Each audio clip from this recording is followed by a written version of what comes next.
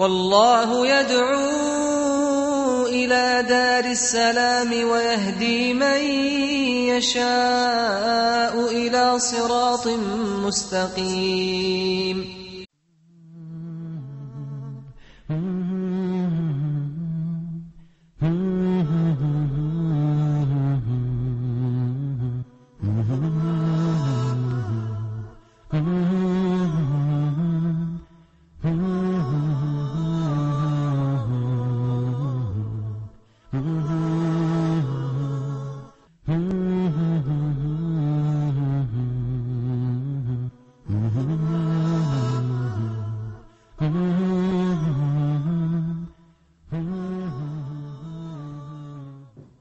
بسم الله الرحمن الرحيم. الحمد لله رب العالمين، صلى الله وسلم وبارك على المبعوث رحمة للعالمين نبينا محمد وعلى آله وصحبه أجمعين. السلام عليكم ورحمة الله وبركاته.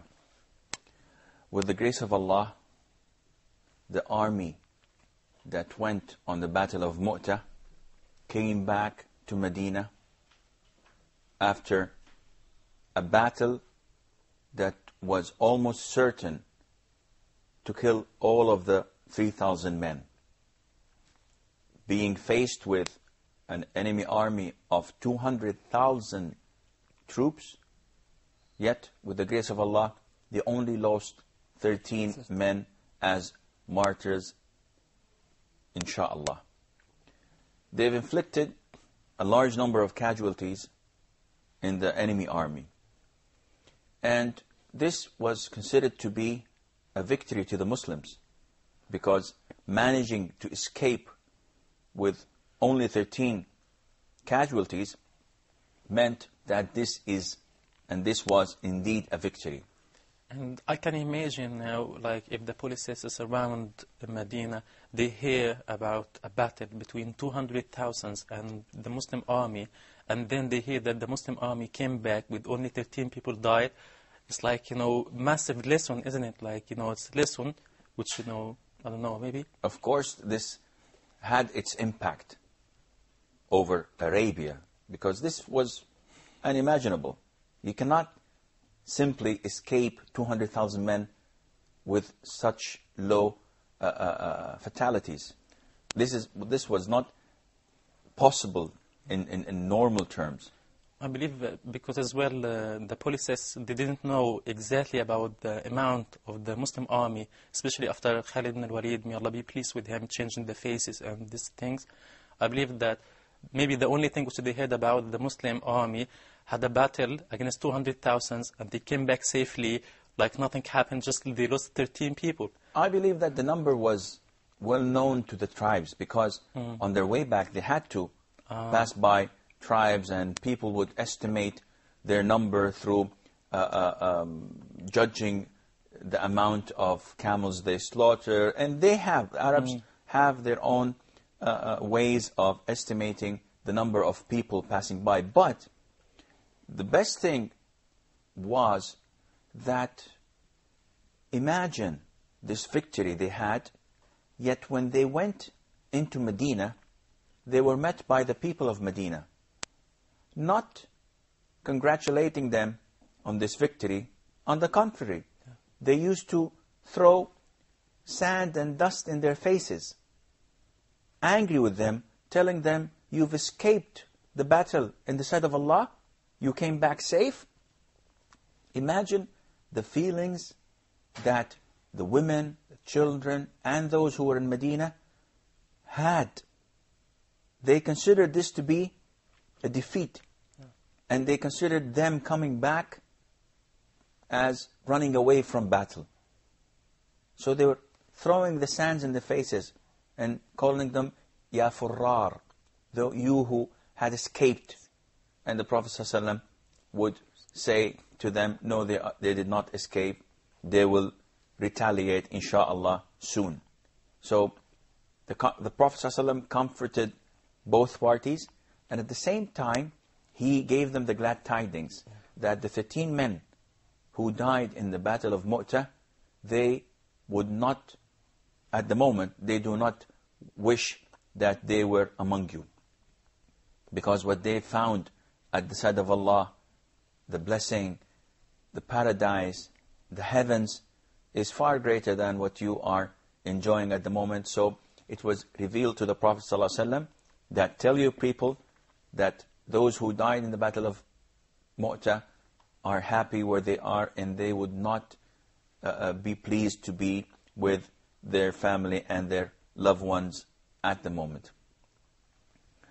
After the battle of Mu'tah, the tribes around Medina may have second thoughts about what was going on, and especially the tribe of Quda'a, as they themselves aided the Byzantine army. They were up north. So the Prophet ﷺ thought of teaching them a lesson, and at the same time he thought of teaching the tribes around them a lesson for what they had done. So immediately afterwards he sent an army in what is known to be Ghazwat That Salasil. And he had Amr ibn al-As as the leader of this detachment. It was a military expedition of 300 men, Ansar and Muhajirin. And they went. After they traveled for a few days, they came to know that the tribe of Quda'a is gathering an army to raid Medina. And they heard about the coming of this army, so they're gathering more tribes to attack the army. Amr ibn al-As, may Allah be pleased with him, evaluated the situation and thought that the 300 men with him were not sufficient. So he sent to the Prophet ﷺ for reinforcement, and he set camp. And the Prophet ﷺ immediately sent an additional 200 men led by Abu Ubaidah Amir ibn al-Jarrah as reinforcement. And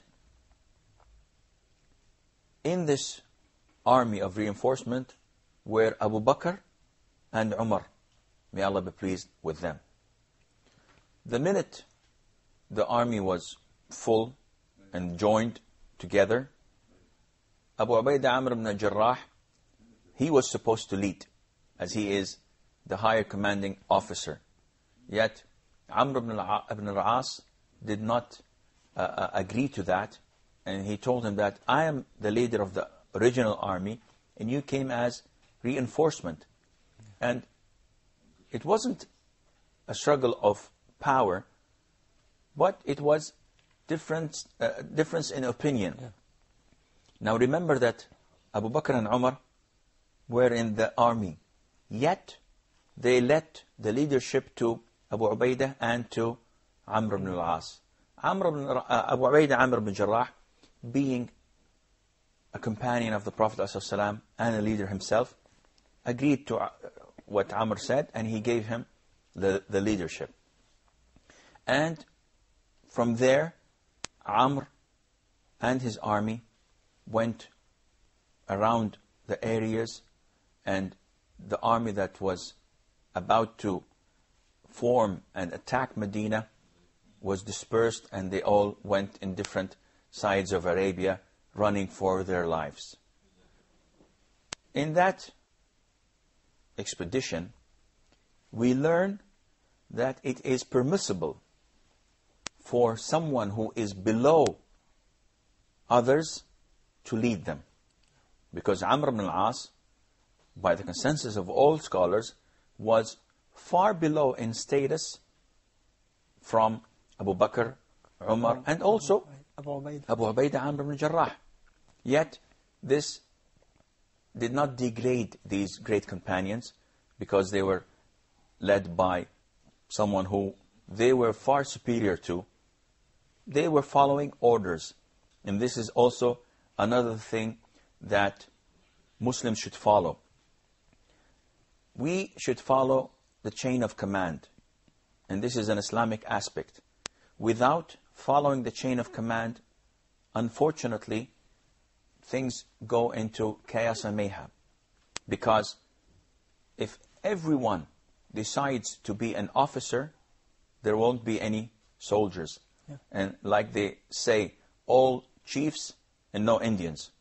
And this is not acceptable in Islam. If Allah Azza wa Jal appoints someone to be the leader, we all have to obey him. And that is why the Prophet ﷺ once said in an authentic hadith, whoever obeys me, obeys Allah. And whoever obeys my Amir, my leader, the one that I appoint to lead, is obeying me. And the verse in Quran as well, Allah, the Most Almighty, is telling His Prophet ﷺ in Quran, oh, like, Prophet ﷺ, like, tell them, if you do love Allah, so then follow me, Allah loves you. So it's an order from Allah Himself that we have to follow the Prophet's orders. Yes, this is beyond questioning. But now we're talking about obeying the rulers and the leaders. And it's something different. There's another verse where Allah Azza wa Jalla talks to the believers and tells them that you believe, obey Allah, obey the Prophet ﷺ, and those who take charge of you, who are in charge. And this is an Islamic aspect, that you obey those who are in charge as long as they are obeying Allah and the Prophet ﷺ. If they instruct us to do something that was wrong or against Islam, it is forbidden for us to obey them. And as an example, if you recall Abdullah ibn Hudhafa, when he was appointed once to be the leader of a Muslim expedition, and the Prophet ﷺ instructed them to obey him. And he was a man of humor. He loved to joke a lot. He was a funny man. Well, funny is something when someone is doing funny things. But he is not in the sense of that he was a funny person. He liked humor, practical jokes. So he went with his people, and once he was irritated, he wanted something, they did not want to give it to him, so they built a fire, a big fire, and it was very cold, and he ordered them to go inside the fire. And they were hesitant because who would kill himself? So they didn't know what to do, but then they agreed not to go into fire, and he told them that I was just joking with you. When they went back to the Prophet ﷺ, the Prophet told them that had you entered that fire, you would have never left it, in the sense that you would have stayed in hell, because you have disobeyed Allah by obeying this leader in something that is forbidden. I believe we have a short break. Stay tuned, and inshallah we will be back.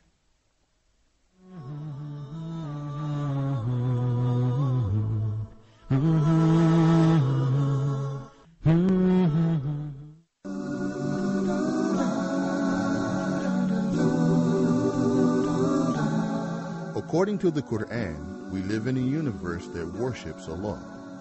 It is not just human beings who celebrate His praises, but animals as well.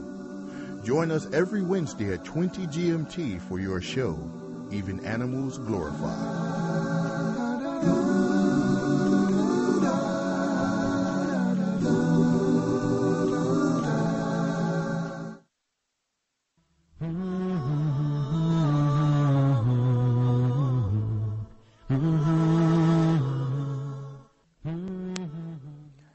Assalamu alaikum wa rahmatullah, and welcome back. With the grace of Allah, the military expedition of Amr ibn al-As, along with the 500 companions of the Prophet ﷺ, succeeded in their mission, and they went back to Medina.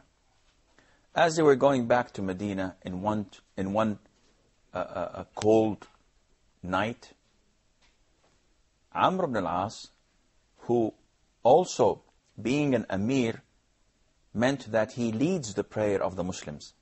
Though he had Abu Bakr, Umar, and Abu Ubaidah, Amir al-Jarrah behind him, yet this is the Islamic principle. Whoever is appointed to be the leader of people, he leads the prayer. And by the way, this is an Islamic concept, that no threesome or more traveling, they should appoint someone to be their leader. And the Prophet ﷺ also instructed us that this leader is the one to lead the prayer, and he is to organize the group that is with him, and they should also follow and obey him as long as he's not instructing them to do anything wrong. On that night, that cold night, Amr ibn al-As, may Allah be pleased with him, woke up in the state of sexual impurity. So he had to pray Fajr, but he did not have the ability. He had water, but he did not have the ability to perform total bath. It was so cold. So he performed dry ablution, or what is known as tayammum. And he led the prayer. Of course, all those who were behind him they performed ablution. And some of them did not like what they saw. So when they went back to the Prophet ﷺ, the Prophet smiled and asked Amr, "Why did you do this?" He said, "Well, Prophet of Allah, I remembered the verses of the Quran where Allah tells us, do not kill yourselves.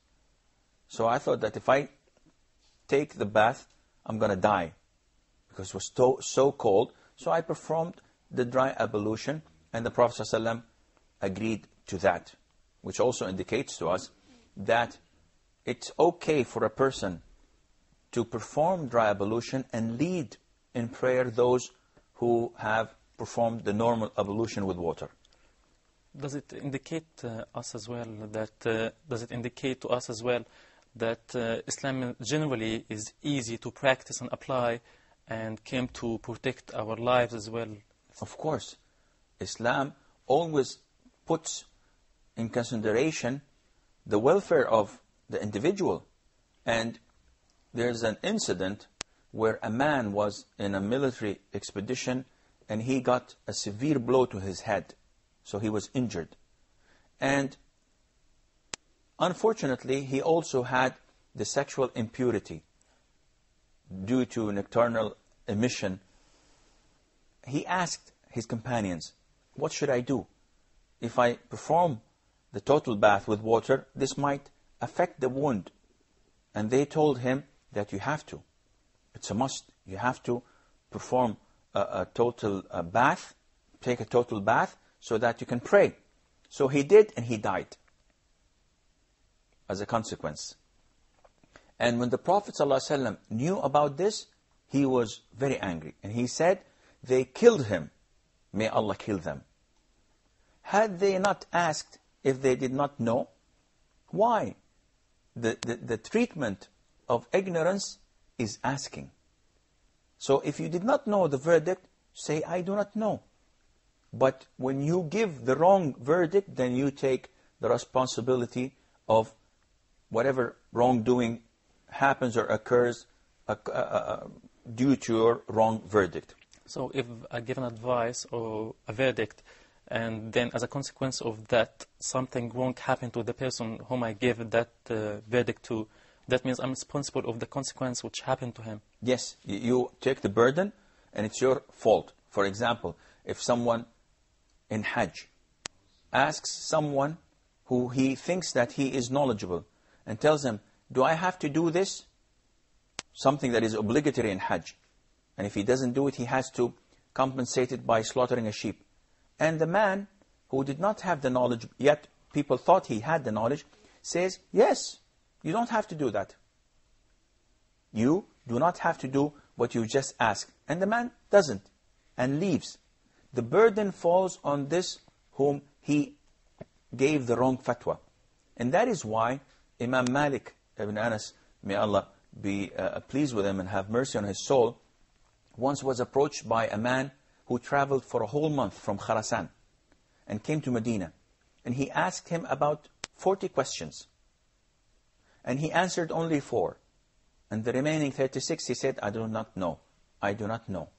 So the man, after finishing, he told him, "You are the head of the scholars in Medina.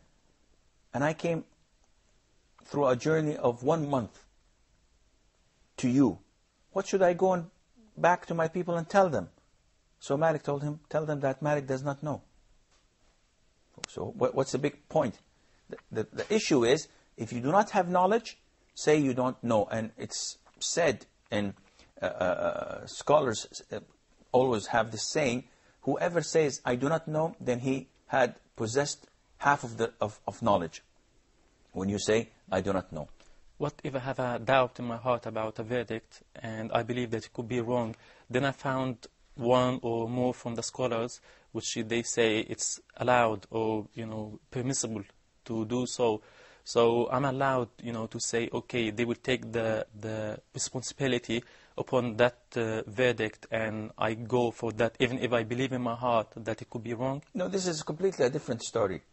And it's not related to this issue, because if you hear a scholar giving a verdict on a particular issue, it's not lawful for you to follow him and then follow another scholar in another issue and follow a third scholar in a third issue, because then you would be picking what suits your own desire. But we're talking here about giving the verdict on a particular issue. If you have the right tools and the proper knowledge, then you give the verdict. If you do not know, then you should say, I do not know. If you are reporting, if you are copying and imitating a scholar, then you should say that this is the fatwa or the verdict of the scholar, not of your own self. And this is what Amr ibn al-As did. He behaved and performed what his knowledge allowed him to do. And that is, if you are in fear of dying, then you perform the dry ablution. And this is exactly what the Prophet said ﷺ to those who gave the wrong fatwa. If you did not know, then your cure was asking. But because you gave the wrong fatwa, then you should, and you take the burden of the man who died. Now, everything was settled, alhamdulillah, in Medina. And yes? Sorry for going out of that focus, but due to what we have seen in the last two battles, the Battle of Mu'tah and the battles that followed, what is the reason behind changing the leaders of the military of Muslims? That's a very good question. The Prophet ﷺ did not put all the focus on a particular leader, because after the success of Khalid ibn Walid, it would have been imagined that we should always use Khalid ibn Walid in every detachment or military expedition. The Prophet did not do this, ﷺ, and Allah knows best, simply because he wanted to give all of his companions the chance to train and to lead.